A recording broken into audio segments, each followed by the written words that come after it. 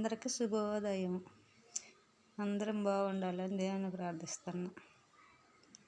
ఉదయాన్నే నేను మెలకం రాగానే ఏం చేస్తానంటే దీపానికి మొక్కుతా. జ్యోతి స్వరూపిణి లైట్గా దండం పెట్టుకుంటా. తర్వాత తల్లి భూదేవి, తండ్రి ఆకాశవాణి, వాయుదేవుడు, అగ్నిదేవుడు, గంగాభవాని, సరస్వతి కాశీ కాపాడమ్మని తల్లి భూదేవికి నమస్కరించుకుంటా.